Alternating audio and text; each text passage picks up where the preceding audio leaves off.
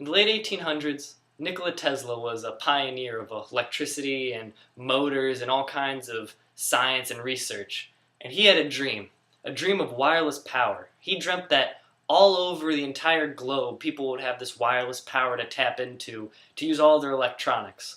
And in order to try to solve this and make this a reality, he created something known as a Tesla coil. And a Tesla coil uses a transformer in very high voltages to wirelessly transmit power.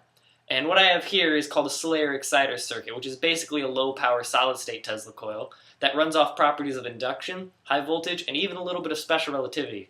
And all of that might be a little bit much to take in. You might not know what I'm talking about yet. So let me explain some basic principles behind what makes this circuit and this properties of this circuit work, and then we'll go from there.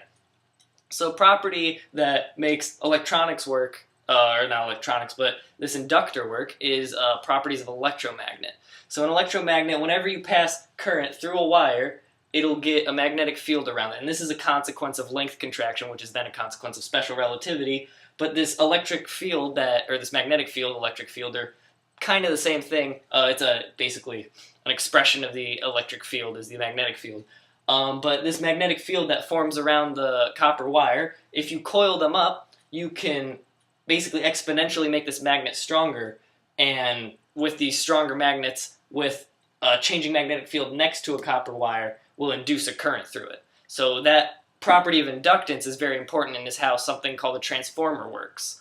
So these two things are not directly connected.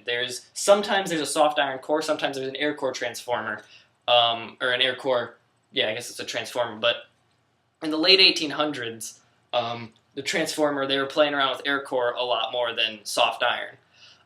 So transformers is when you have two of these copper coils, and you have them at a very close proximity of each other, so that a changing magnetic current, which is usually used by AC, which is an alternating current, so the changing magnetic field in here will then induce a changing magnetic field in the other coil, and if they have a different ratio of turns in them, there'll be a step up or a step down in voltage. And so this is very important because if you have very few turns to very many turns, you'll get a large increase in voltage at the cost of all of your current. Or not all of it, but a large amount of your current. So the way the circuit works is using that property of a transformer, where this transistor turns off and on as a direct feedback from this secondary coil.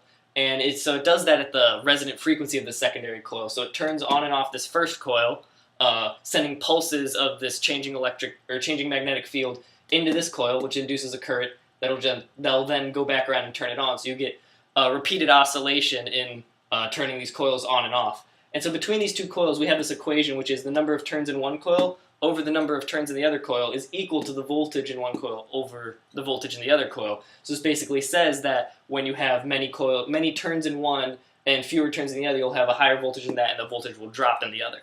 And so with this circuit, we have close to 300 turns of 30 gauge wire, and then about 4 turns of a thicker, higher gauge wire.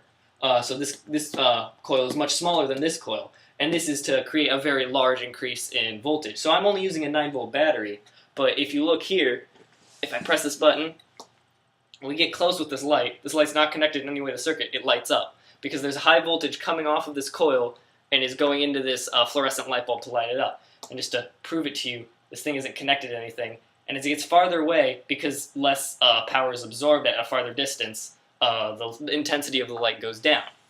And so this is, as you see, it's not very far away and it's already disappearing. This made Tesla's idea very impractical because it would need immense amounts of power to make this even close to being a possibility for even the entire world, much less a house or something.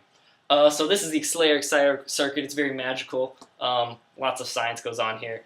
And so yeah, that's a theories of inductance.